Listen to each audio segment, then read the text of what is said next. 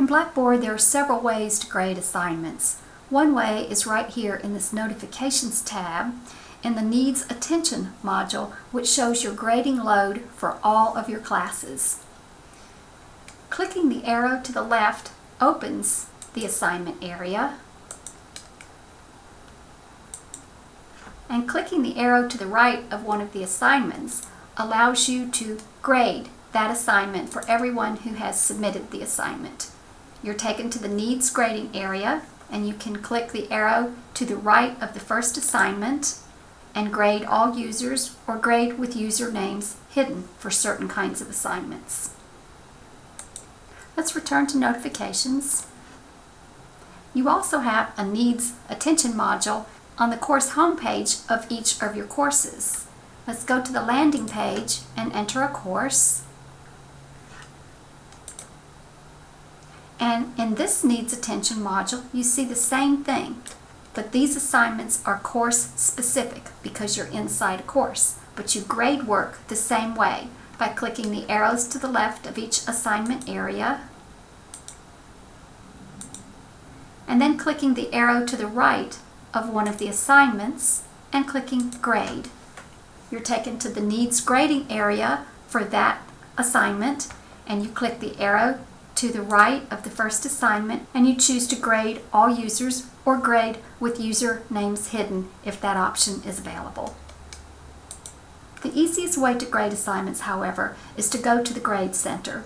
You can go to the Full Grade Center by clicking this horizontal arrow or clicking Full Grade Center, or you can go to the Needs Grading queue. Let's start with the Full Grade Center. These exclamation points mean the student has submitted an assignment, but it hasn't yet been graded. The dashes mean the student has not submitted the assignment, or in the case of this final exam, it means that the assignment is not going to be submitted through Blackboard and you'll be entering a grade manually. To grade right here in the Full Grade Center, you choose an assignment. We'll start with the first one, Introduce Yourselves, which is a discussion forum. You click the arrow on the right side of the grade cell for the first assignment, and you click Grade User Activity. This is the student's post on the left-hand side of the screen. If the student had made more than one post, you would see them all listed here. You can read his post, and you can also reply to the post by clicking Reply or clicking Quote, which includes a copy of the student's post as well as your reply. When you're ready to grade the post, you click the box next to Grade, and you enter a grade. You can give feedback to the student that only the student sees right here, and you can add notes that only you see right here. Remember that any information you put in Feedback to Learner or grading notes is saved by the Grade Center and can't be erased. When you're finished grading this assignment, you click Submit, and you use these arrows to move to the next student. You read this student's post, you reply or reply with a quote, you give the student a grade, any feedback that you want to give him, and you add notes here if you want to, and when you're finished, you click Submit. And you do this for each student in the queue for this particular assignment. Click the arrow, read the student's post, reply and quote if you want, enter a grade, give feedback, add notes if you want, and click Submit. When I click these arrows and the next student has a grade, I know that I'm finished grading for this assignment, and I click OK, and I'm returned to the Full Grade Center.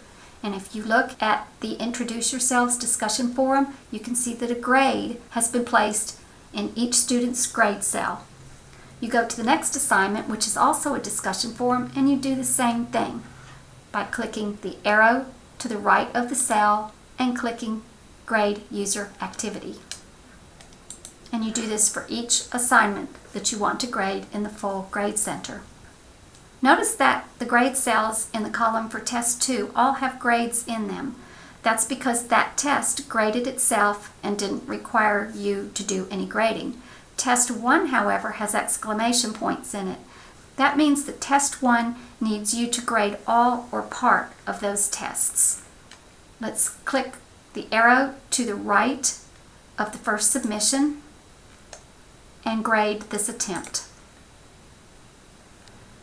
Let's scroll down. When a question has an icon like this next to it, that means Blackboard could not grade that question. This is an essay question that requires you to read the answer and assign the number of points you think is appropriate for the student's answer. Here's the answer. You assign the number of points appropriate in this box. You can give any feedback to the student regarding his response right here. This question is a short answer question, so it has the same icon next to it, indicating that you need to read the student's answer and assign the appropriate number of points.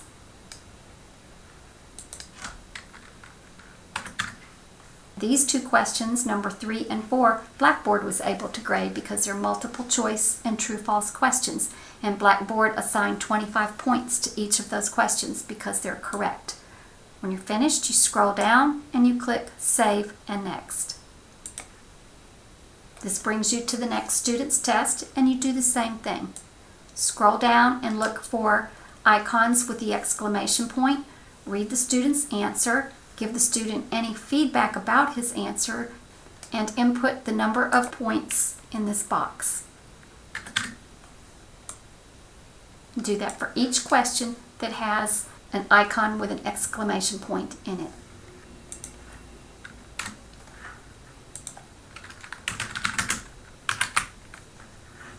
Scroll down and you can see that questions 3 and 4, the multiple choice and true-false questions, were graded by Blackboard. The student answered question 3 incorrectly and Blackboard assigned 0 points, and the student answered question 4 correctly and Blackboard assigned the full 25 points. Scroll down and click Save and Next, which will take you to the next student's test. And you continue doing this until all of your tests are graded. And now you can see that the test 1 and the test 2 column both have grades in them. You can also grade student submissions by going to the Needs Grading area under Grade Center in the control panel. Needs Grading will display every assignment that has not yet been graded. And to start grading, you click the arrow to the right of one of the assignments. We'll start with the first one, which is a drop box. And you choose Grade All Users or Grade with Usernames Hidden if that option is available. On the left-hand side of the screen, the student's assignment displays, and if the student keyboarded the assignment into the Dropbox window, you won't be able to inline grade it. You read it, you assign the grade next to Attempt, and when you click in the box next to Attempt, Feedback to Learner displays, where you can give the student private feedback about his assignment.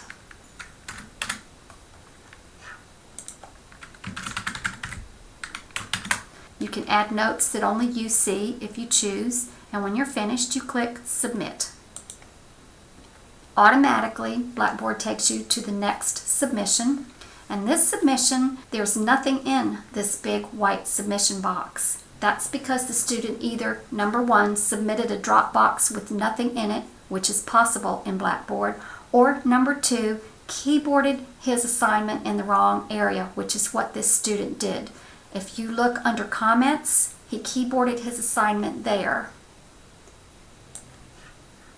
This is what a student sees when he clicks a Dropbox, and if you don't tell him to click Write Submission or Browse My Computer to attach a document, he is very likely to keyboard his entire assignment right here under Add Comments. And if he does that, as this student did, you'll see them right here, but you won't see them in the correct submission window. To give the student a grade, you click the box next to Attempt, Give him any feedback in the Feedback to Learner box. Add any notes that you want to add and click Submit. Blackboard automatically brings you to the next attempt. To give the student a grade, click in the box next to Attempt. Add any feedback and click Submit. When you're finished with the assignment, you're automatically routed back to Needs Grading, and the assignment disappears from the Needs Grading queue, and you go to the next assignment and you do the same thing. Click the arrow to the right and choose Grade All Users, or, if available, Grade with Usernames Hidden. This is also a Dropbox, and we do the same thing here. This particular Dropbox submission is an attachment, and you're therefore able to use these inline grading tools that you have right here to grade this. You click Comment, and your inline grading tools open and allow you to actually mark this paper for the student. And when you're finished marking the paper, you assign the paper a grade, give any feedback to the learner, and click Submit. When you're finished with your grading, your Needs Grading screen will be empty. It will have nothing on it. You can return to the full grade center. And you can see that the grade cells for each assignment have a grade in them. And if you see a dashed line, that means the student didn't complete the assignment, or in the case of the final exam, that assignment will not be uploaded through Blackboard and you will assign grades manually. To give students zeros who didn't complete the assignment, you click inside the grade cell, you keyboard a 0, click outside the grade cell, click OK. You do this for each student to whom you want to assign a 0. For the final exam, we do exactly the same thing. We click inside the grade cell when we're ready to post grades, and we keyboard the grade. Click outside the cell and click OK. We do this for each student.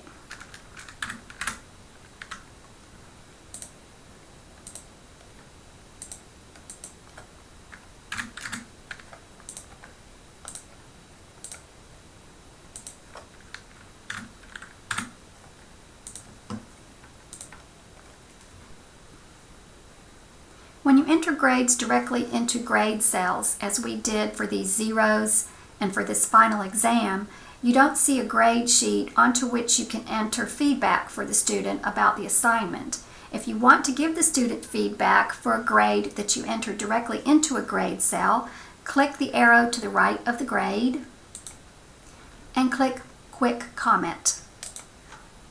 Feedback to Learner and Grading Notes windows open, and you can give the student comments under Feedback to Learner that only the student sees, and you can enter notes for yourself that only you see.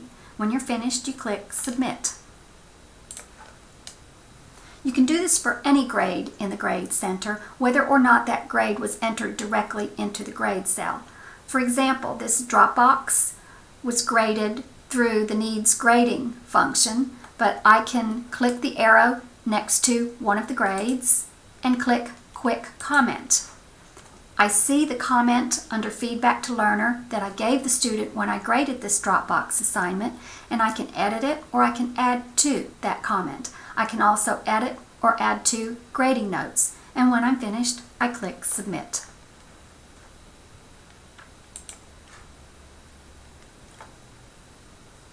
This is how students see their grades and your comments. They enter your course and they click My Grades. And their grade sheet opens and they can see all of the assignments that you have graded in the grade column, and assignments for which you gave feedback display this feedback icon, and if the student clicks the icon, he can read your feedback. If he clicks the assignment link under Item, he can go directly to the assignment, as in the case of a paper that you inline graded. He clicks the link under Item, and the graded assignment opens. And to exit, he clicks OK.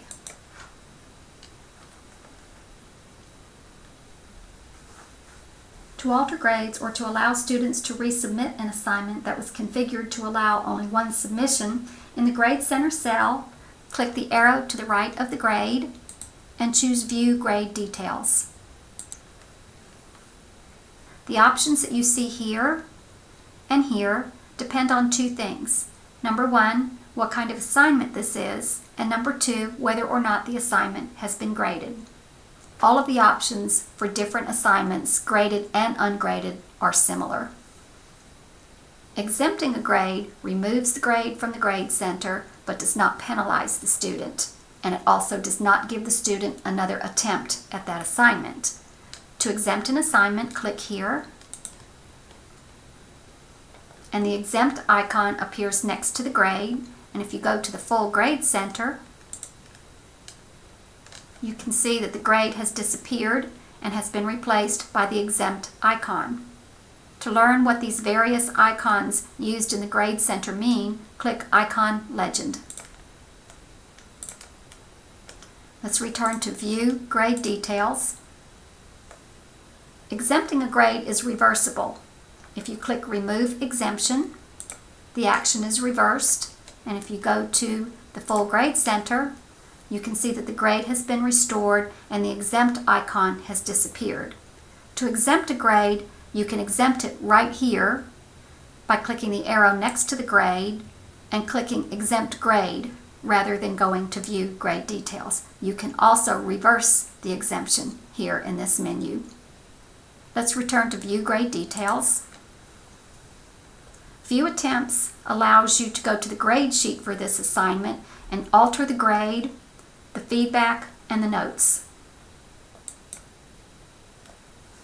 To alter the grade, click the box next to Attempt, and you can now change the grade, change or add to feedback, and change or add to notes. If you make changes, you'll click Submit. If the student has made more than one submission, you can scroll through those submissions here. We're going to exit without making any changes. On a graded assignment, Grade Attempt does exactly the same thing as a View Attempts. It allows you to go to the grade sheet and alter the grade, the feedback, or the notes, and also to scroll through multiple attempts if the student has submitted multiple times. Let's exit. Clear Attempt permanently deletes both the grade and the submission from the Grade Center and gives the student an additional attempt at the assignment. This action cannot be reversed. Once you clear an attempt, both the assignment and the grade are permanently deleted. Ignore Attempt deletes the grade but not the submission from the Grade Center and also gives the student an additional attempt at the assignment. This action can be reversed. Let's click Ignore Attempt.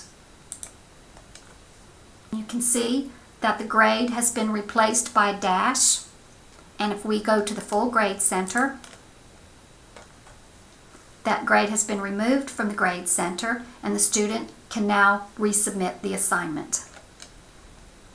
Let's return to View Grade Details. This action is reversible by clicking Do Not Ignore Attempt. And you can see that the 90 returns up here. And if we go to the full Grade Center, the 90 has been restored to the grade cell and the student can no longer make an additional submission. Let's return to View Grade Details. Edit Grade allows you to edit the grade, the feedback, and the notes only. It does not take you to the grade sheet for the assignment. You can edit the grade here, and you can edit the feedback and the notes here.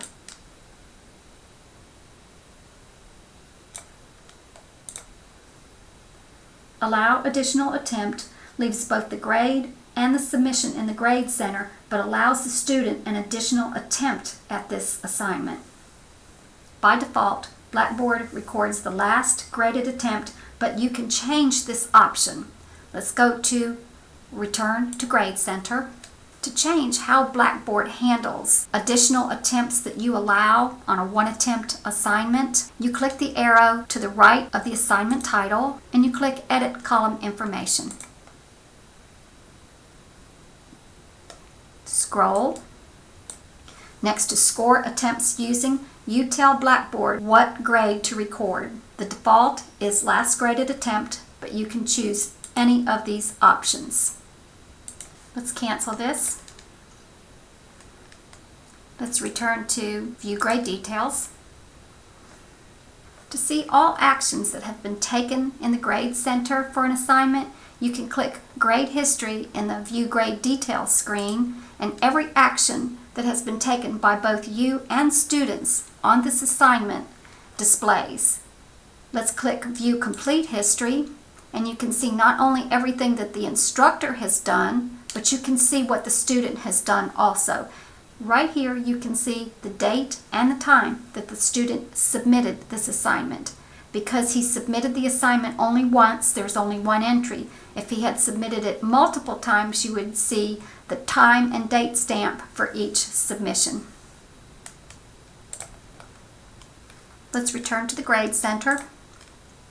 To see the grade history for your entire Grade Center, you hover over Reports and click View Grade History. These screens show you every action that has been taken for every single assignment in the Grade Center, both your actions and your students' actions. As we page through here using these arrows, the entire grade history displays for every assignment. In the comments column, all of your feedback and your personal notes display, and they are a permanent part of the Grade Center. They cannot be deleted. Let's return to the Grade Center. To back up your Grade Center or to print your grades, you click the arrow next to Work Offline and then Download. Leave the defaults where they are and click Submit. Click Download, and you can save this CSV file to your computer and re-upload it into Blackboard should you lose your grades. You can also print it as a record of your final grades at the end of the semester.